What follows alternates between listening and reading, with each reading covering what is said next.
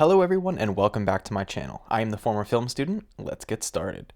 So a little bit of backstory. I was once a lightsaber-toting Star Wars mega fan, the type to walk around Disney as a child dressed up like a Jedi with my Anakin Skywalker lightsaber, and boy oh boy, getting called up to be a part of the Darth Vader presentation was like a dream come true. I watched the movies, I played the games, I read the expanded universe books, both legends and novels covering prequel era stories. Me and my cousin, every time we stayed over our grandmother's, would ask to use her computer just to learn more about Star Wars lore, and in 2012 whilst a freshman in high school when the news broke that Disney would be purchasing the rights to Star Wars from George Lucas for $4.1 billion, with a sequel trilogy set to release only a couple years later, the 14-year-old Star Wars mega fan in me was through the roof excited. See, if you weren't a big fan at the time or got into Star Wars more recently, the hype surrounding the idea of bringing back fan favorites from the original trilogy and seeing what characters like Luke Skywalker, Leia Organa, and Han Solo have been up to for the last 30 years was beyond words. And when the first trailer dropped for The Force Awakens, well, there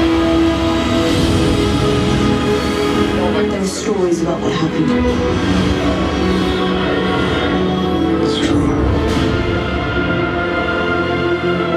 All of it.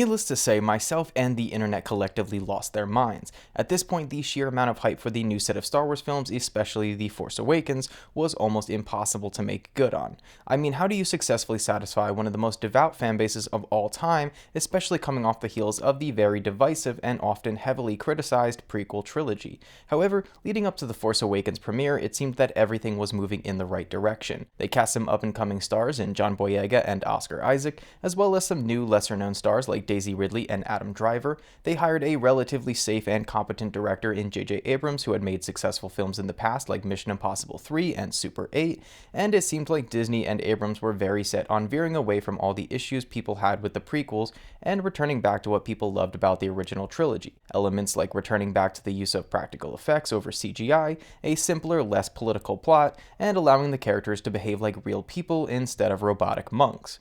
And when the film finally released, well, I'm gonna give Star Wars The Force Awakens an A. And I'll say without batting an eyelash, Star Wars The Force Awakens is awesome-tacular.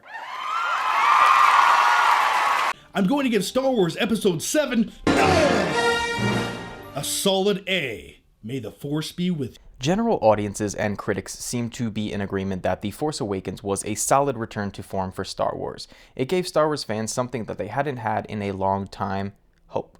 The future of the franchise seemed bright, with 2 more sequels planned, one to be directed by Rian Johnson and the final film to be directed by Colin Trevorrow, as well as solo Star Wars films that wouldn't tie into the new trilogy but would expand on characters and moments in Star Wars lore that we've seen in the past. And we all know what happened next.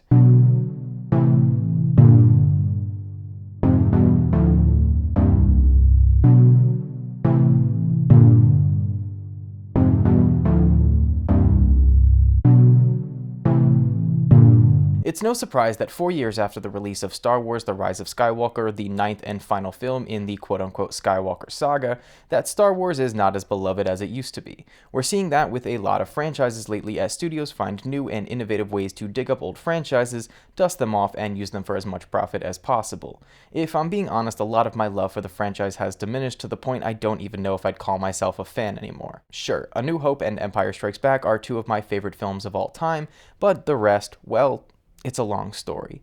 And recently I've had an inkling to revisit the heavily criticized sequel trilogy with a fresh set of eyes, removed from the fandom, removed from preconceived notions, and evaluate them as films. How do they work as movies? So with all of that out of the way, I thought a fun video idea would be to make not only a review/retrospective of the sequel trilogy, but also give you guys my pitch for what the films should have done differently, but still keeping a lot of the components of what's already been established. So no heavy rewrites, no fanfiction, no Mara Jade or Jason and Jada Solo, no Thrawn, and no Yuuzhan Vong. This video will be split into 2 parts. The first half will cover my current thoughts on the films removed from the awful discourse that was present when the films came out.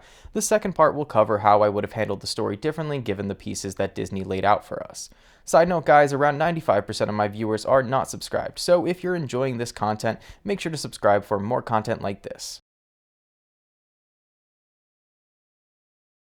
As mentioned, the first film in the sequel trilogy was The Force Awakens, directed by J.J. Abrams. It was released in 2015, 3 years after Disney's acquisition of Lucasfilms. When the first film released, I was fully in love with it. I thought it was fantastic. I loved the characters, the effects, the return to that classic Star Wars feel.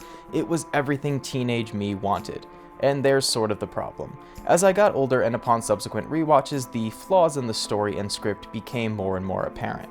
However, let's get one thing out of the way. I like this movie. I also think this is a good movie. I think the pacing is really strong, the effects are really solid, and the new and old characters work really well in my opinion. I think the addition of Poe, Rey, and Finn were all removed enough from the characters of the original trilogy that they were able to stand on their own, and unsurprisingly, the chemistry between John Boyega and Oscar Isaacs was off the charts and serves as one of the best parts of the movie. I think introducing Rey as a scrappy scavenger who has had to learn to take care of herself since she was abandoned as a kid was also a really great character choice. The music was excellent as always, and the visuals were some of the best we had seen in a Star Wars film since Empire Strikes Back. I also love the decision to return to shooting Star Wars on film, as the film grain and richer colors gives that old school rustic sci-fi look.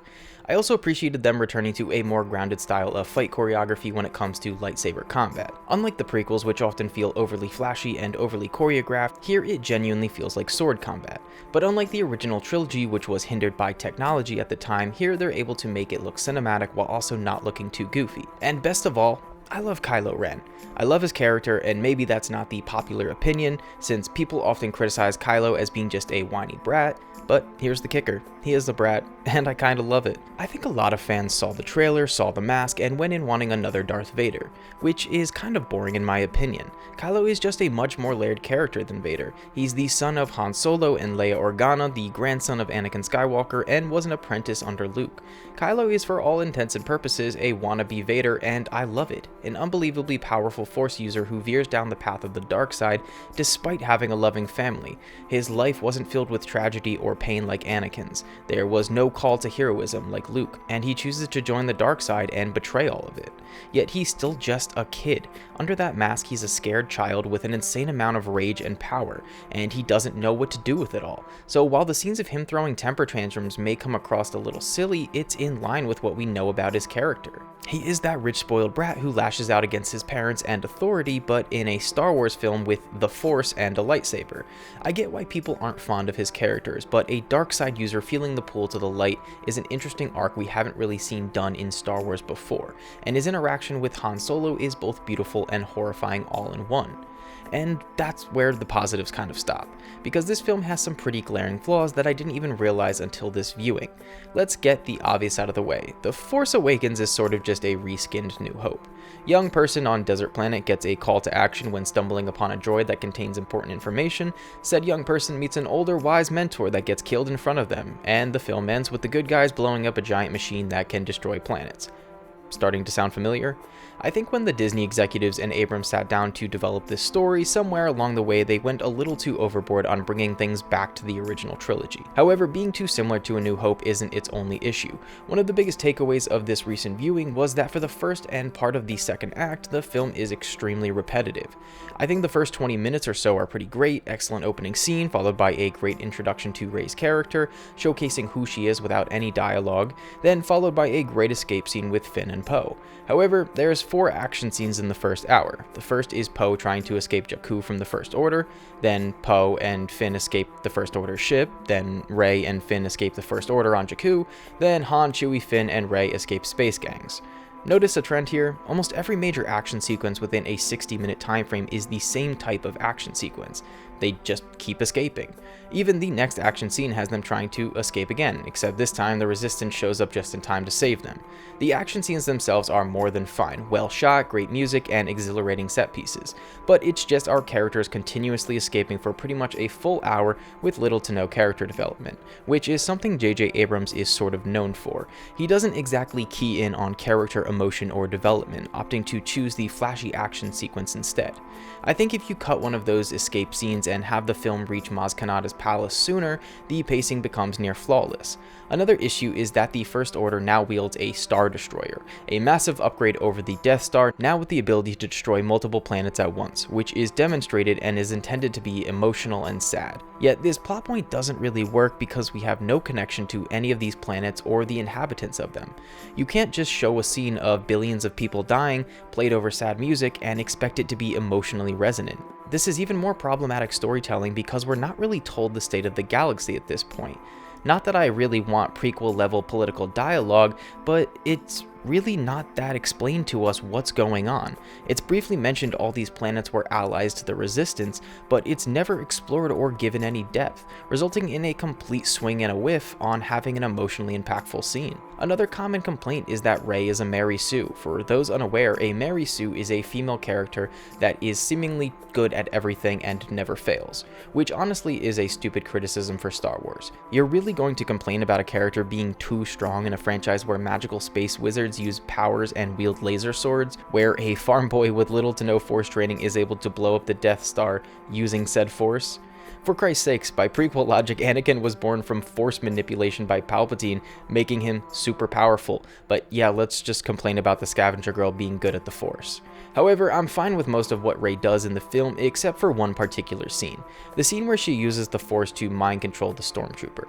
And my reason for that criticism is it just doesn't work. Her having force powers and tapping into them at different points works just fine. What doesn't work is her using a specific force ability like mind control because it's something that she shouldn't even know exists. Her knowing how to use that specific ability just doesn't work in terms of logical writing. My final critique is one that will plague this whole trilogy, but one that I think is integral to this film: the clear setup with no intent of payoff. One scene that has always bothered me in The Force Awakens is when Maz Kanata tells Han Solo the story of how she gained possession of Luke's old lightsaber. Or rather doesn't tell him and instead says, "That's a story for another time." That just doesn't work for me. And as mentioned, Abrams was only meant to direct this first film, but that scene feels so much like Abrams creating a mystery as he's wont to do, but with no real answer to it. It felt like a baton passing moment where he said, "Hey, here's this plot detail that I don't really know what to do with, but hey, have fun with it." It's clear in hindsight there was minimal, if any, communication between the directors of these three films, but I don't think Abrams should get a pass for introducing elements like this when he knew he wouldn't have to be the one to deliver on them. All in all, though, I still found myself enjoying this movie. It has a lot of great moments, good music, strong visuals, and felt more in line with what I loved about the original trilogy, sometimes to a fault. At the time, it felt like a good kickoff to the new films, with seeds planted that would hopefully pay off in later installments. This is not a bad movie. It may not be amazing and it may lack a bit in originality, but it delivers on what a lot of large-scale sci-fi blockbusters should. So I'm gonna give The Force Awakens, upon review and rewatch, a 6 out of 10.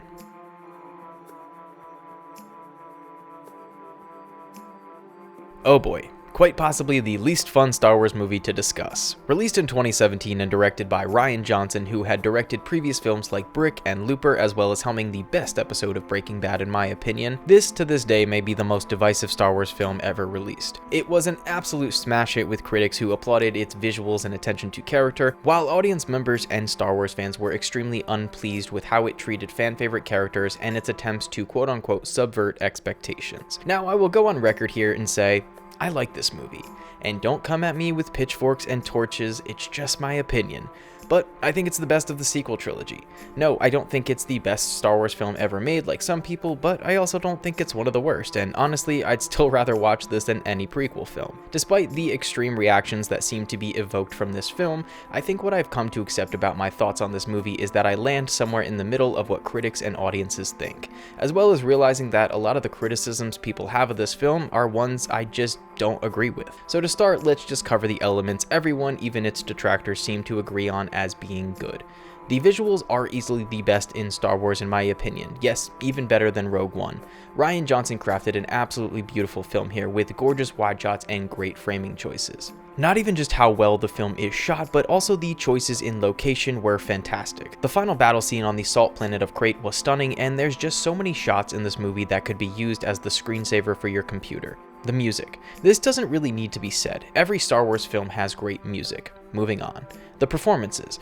I hope that people have at least come around to recognizing that even if they don't agree with the story and character choices, that the actors are doing their absolute best in this movie with the material given. John Boyega, Daisy Ridley, Oscar Isaac, and especially Adam Driver deliver really strong performances, conveying genuine emotion, unlike a certain set of prequel films, and I really like what they did with Mark Hamill in this movie, giving his best performance in any Star Wars film in my opinion. And I think that really about covers the elements that people seem to agree upon. Now let's address the major criticisms I genuinely agree with. Finn's sacrifice being ruined by Rose, followed by some of the worst dialogue we've seen since Attack of the Clones, is extremely stupid and botched what could have been an excellent character moment. I think killing Finn here in a heroic sacrifice maybe wouldn't have saved the film for a lot of people, but I think their opinions would have been a little softened. This is sort of akin to Empire Strikes Back with Han's sacrifice, which was ultimately ruined by bringing him back for Return of the Jedi, but for the sake of Empire Strikes Back, it doesn't bog that movie down because the consequence of his decision still exists in that movie.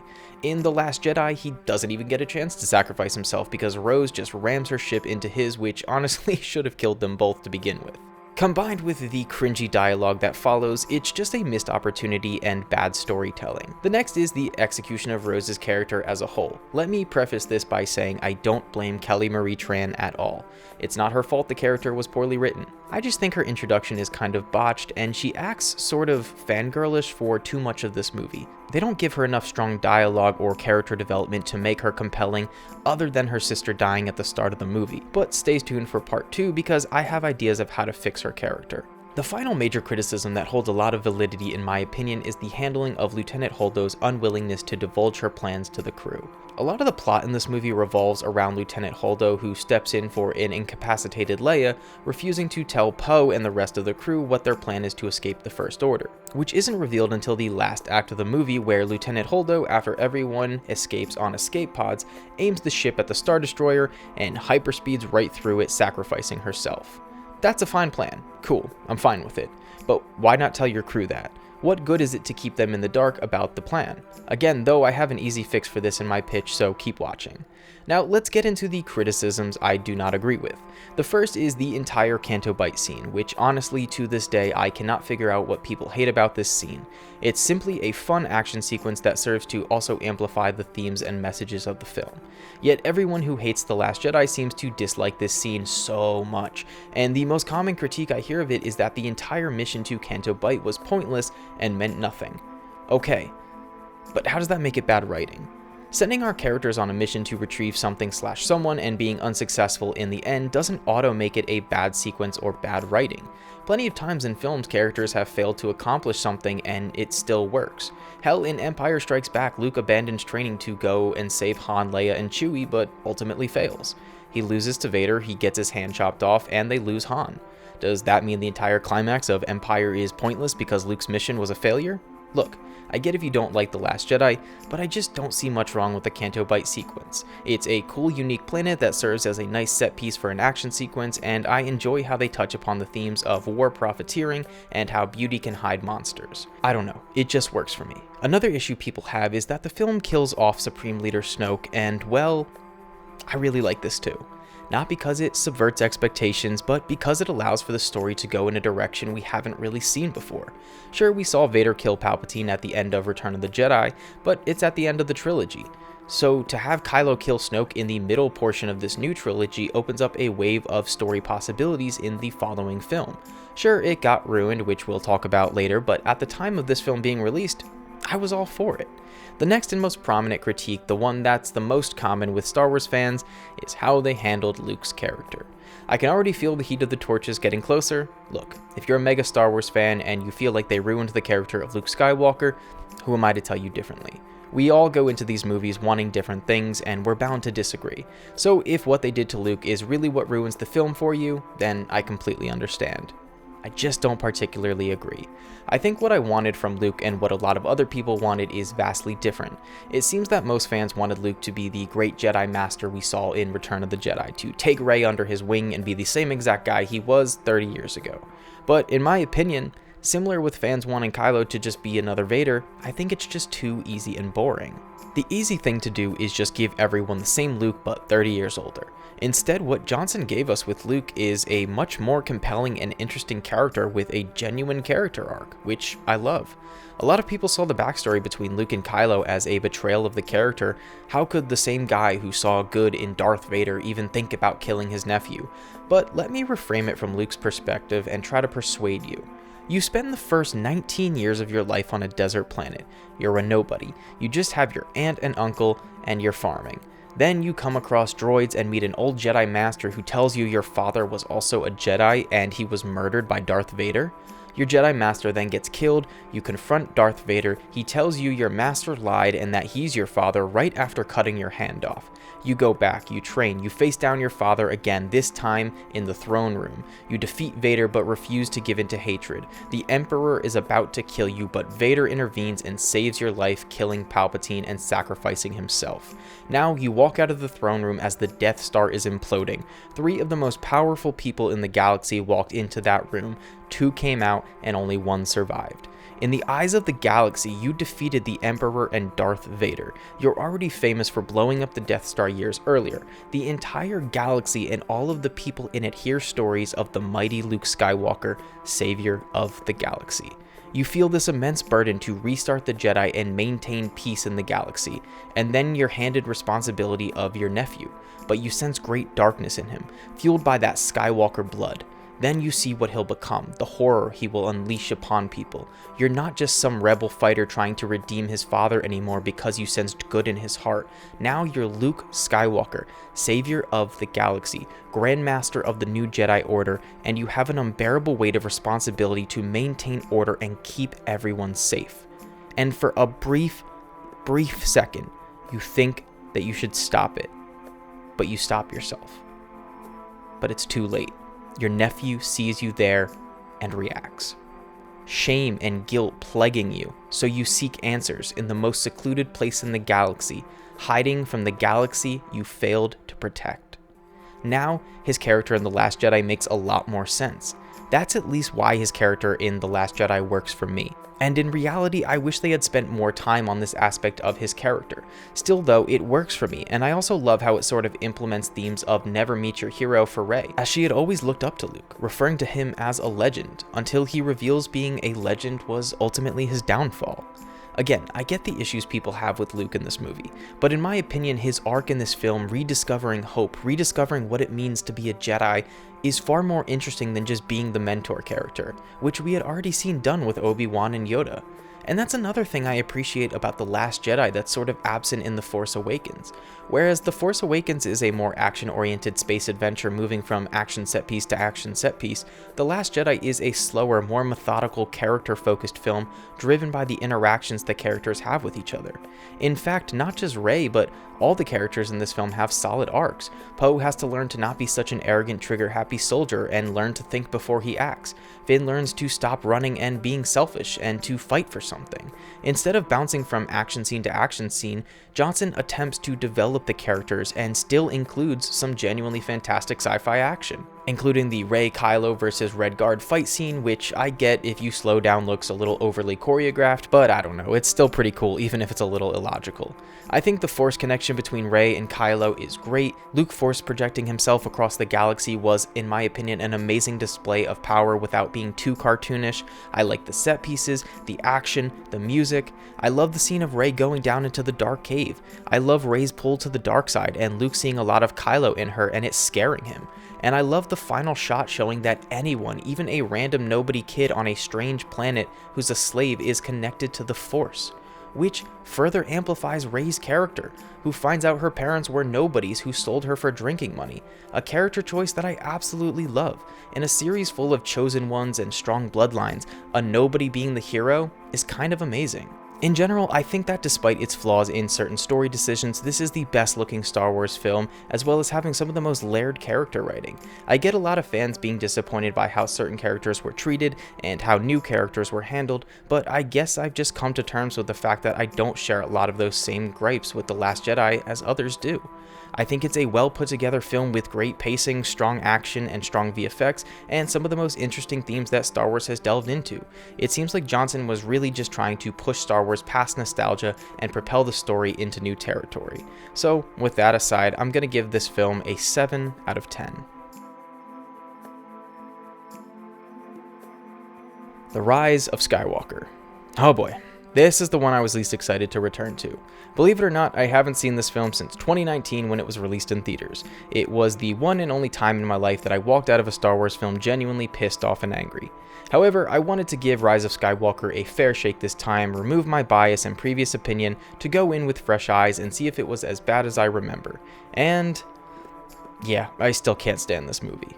In my humble opinion, The Rise of Skywalker is the most reactionary fanservice film I think I've ever seen. It seems that more than 80% of the creative decisions in this movie were made to appease angry Last Jedi haters. The issue is that not everyone hated The Last Jedi. Again, it was a divisive film, not universally panned. And the other 20% of the decisions were made to play on nostalgia and offer fan service, a specialty of Disney. So instead of trying their best to continue the story that The Last Jedi laid out, they retconned a bunch of those story beats and essentially crafted an entirely new story in the last film of a trilogy that was set to be the end to a 30-year saga. Yeah, not the best idea. To make matters worse, Colin Trevorrow, the film's original director, was fired and replaced by the Force Awakens director J.J. Abrams. See, Disney thought bringing back Abrams, who made the safest Star Wars film, was a surefire shot at success. They were wrong. Very wrong. I don't have a lot of positives for this movie, so let's get those out of the way first. Rey and Kylo's fight scene on the abandoned wreckage of the Death Star was pretty great. It was very cinematic, well shot, and well choreographed. The desert planet scene where Rey backflips over Kylo's ship and slashes the wing causing him to crash, that was pretty cool too. The visual effects and music continue to be great, the set pieces and new locations are pretty cool, and even if his inclusion was stupid, Ian McDiarmid does a great job as Palpatine. I also really loved the scene between Kylo and Han after the fight between Rey and Kylo. It's a nice emotional father-son moment that is well acted from Driver and Harrison Ford. Okay, that's it. That's the end of the positives. See, while this maintains the great aesthetics of the previous two entries, the script itself is the most disjointed and misguided in the entire trilogy. Let's just go down the list of things that are reactionary creative decisions. If you were someone who was unhappy with Snoke dying and Kylo becoming the main villain, okay, what does Disney do? They bring back Palpatine via cloning. Yep, so now his death at the end of The Return of the Jedi is meaningless and Vader's sacrifice was for nothing. Thanks for that, Disney. Next up, if you were someone who was upset that Rey was a nobody and her lineage didn't really matter, well, congrats. Now she's Palpatine's granddaughter. Awesome. Love that. Thanks again, Disney. Oh, you hated Rose's character. Great, instead of developing her into an interesting character and adding more depth to her, we're going to reduce her screen time to practically 0. You happy now? The list goes on and on and on. But moving on from that, let's take a look at those lovely bits of fan service and nostalgia. Hey, for those 12 people who were mad that Chewbacca never got a medal at the end of A New Hope, well, you're in luck because he gets it here. Oh, you like Star Wars characters from the past? Let's have a scene where a bunch of fan favorite characters speak to Rey through the Force. Why? Because they have recognizable voices. Oh, all the original trilogy big 3 characters are gone? Don't worry, we'll shoehorn Lando into this movie. Why? Because you remember him from the original movies, remember? Need a cool set piece? Let's just return to the Death Star wreckage. You remember that from the other movies, right? From the other ones? The old movies? Remember? Look, I'm a broken record at this point, but there's just so many creative decisions made in this film that are just blatantly in response to The Last Jedi detractors and fans who don't want compelling stories or logical writing, but just want to see familiar things. I mean, they even go as far as to have a scene where Rey goes to throw the lightsaber into a fire, but Force Ghost Luke catches it. Remember? Because in the last movie, he threw it away, and people were mad at that. Take that, Last Jedi. I mean, come on, at least try to be subtle. Which, look, it's fine. I get being a fan and wanting to be serviced. I get the power of nostalgia. But being able to point at the screen and say, hey, I remember that character, or hey, I remember that from the other movie, isn't good storytelling, and comes across like a cheap way to gain favor with audiences. Moving on from the nostalgia bait, member berries, and vendetta against The Last Jedi, there's just so much about this film that bugs me. Instead of developing a character like Rose from The Last Jedi, they sideline her and introduce 2 new female characters. One that knows Poe from his spice smuggling days, and one that Finn connects with as they are both defective stormtroopers. Which, I don't know about you, but introducing brand new characters into the final film of a trilogy seems like a really misguided story decision. On top of that, one thing that really irks me is them trying to touch touch upon Poe's past before he was in the Resistance, which, again, in the third film of a trilogy, strange to now finally expand upon a main character's backstory. Maybe this would have worked as a plot thread in The Last Jedi, since a lot of that film revolved around Poe being headstrong and too quick to pull the trigger. I don't know. But it's also kind of weird that Finn judges Poe for his past several times in this movie as if Finn himself wasn't a stormtrooper under the First Order. I don't know if this bothered other people, but it felt like a weird way to put a strain on their friendship. So let's recap before going any further. This film has completely disregarded nearly everything that was built up in The Force Awakens and The Last Jedi, nearly written out characters from previous installments, has introduced a couple of new characters, brought back old ones, and still needs to make do on the promise to be the epic conclusion to a 30-year saga. Great. What could go wrong? Jokes aside, since we have J.J. Abrams back in the director chair, we also bring back a lot of the issues that were present in The Force Awakens, but much more amplified, such as his necessity to sprint from action scene to action scene with little to no room to breathe. While the pacing in The Force Awakens worked for the most part, the pacing in Rise of Skywalker is all over the place, simply due to Abrams wanting to get to the next big set piece, combined with all of the new characters and plot lines introduced in this movie. One of the better scenes in the film is when there's no fighting, no lightsabers, no X-Wings, or TIE fighters, but after Rey defeats Kylo on the Death Star wreckage, Kylo has a vision of Han as mentioned earlier, and the two share just a genuinely good emotional moment, why isn't that type of stuff in the rest of the film? I don't know. The film tries to trick its audience multiple times, making us think the movie will have actual consequences, but doesn't even have the patience to string us along convincingly. We're led to believe that Chewbacca was killed at the hands of Rey losing control, but is revealed just a few scenes later that he is fine and well. We're led to believe that C-3PO is going to have his memories permanently wiped in part to learn the location of a specific item our heroes need. However, again, a couple scenes later and C-3PO has all his memories restored by R2-D2. Kylo gets stabbed by Rey with a lightsaber, but now Rey has the ability to force heal wounds. Oh, and when Rey dies at the end of the film defeating Palpatine, now Kylo Ren has the ability to not just force heal, but to literally force resurrect a dead person. I guess our characters can just resurrect dead people now. Cool. Love that. Speaking of Palpatine, I didn't even mention that at one point he absorbs the Force from Rey and Kylo and then shoots the most cartoonish and ridiculous Force lightning blast into the sky that incapacitates the entire Resistance fleet. Doesn't that seem a little over the top? But hey, over the top is what this film is all about, as within the first 10 minutes of this film, we're not only told that somehow Emperor Palpatine has just seemingly returned out of nowhere, but has for 30 years, hiding in the shadows, built the largest fleet of Star Destroyers I have ever seen. And then in the climax, despite in The Last Jedi being told that nobody responded to the Resistance when they cried out for help, now, every single person in the galaxy and their mother seemingly shows up to help fight the First Order. And at this point, if you think my criticisms are a bit scattered, it's because this film is nearly impossible to talk about in a cohesive fashion. There's just so much wrong with it between genuine storytelling issues and reactionary fan service that feels cheap and lazy. Ultimately, I could go on for days about all the issues in this film, but everything that can be said about Rise of Skywalker has already been said. It's a completely misguided attempt at trying to please Star Wars fans by going on Twitter and seeing what people complained about, which is quite possibly the worst way to make a film. Instead of sticking to their guns and building upon what The Last Jedi had laid out, they did a complete 180 course correction in the final film of a trilogy. Disney got scared, and instead of trying to deliver a compelling and satisfying completion to the Skywalker saga, we got what is essentially the equivalent of an angry Star Wars fan who hates The Last Jedi, writing fan fiction, and then being given $300 million to make it a reality. It's lazy, cheap, and there's not even much I can respect about this movie. Say what you want about The Last Jedi, hate it all you want, but at least it tried to be an interesting and compelling film that introduced new ideas to Star Wars instead of just relying on nostalgia and fan service. If you like this movie, then I am happy for you. I am envious of you. I wouldn't ever want to take away someone's enjoyment of any type of media. And if fan service and seeing familiar characters show up on screen is what you want out of Star Wars, then more power to you. However, at the end of the day, that's just not what makes a film great to me. So with that out of the way, The Rise of Skywalker gets a 4 out of 10. Hey guys, I hope you liked the video. This ended up being a lot longer than I thought, so I think the best course of action is to split this video into 2 separate videos. The second part will cover my reread of the sequel trilogy, so if you want to see what I would have done differently, stay tuned for that second part. And as always, if you did enjoy the video, make sure to click the like button, subscribe if you want to hear more from me, and click the little bell notification button so you get notified when I post new content. And of course guys, I will see you on the next video.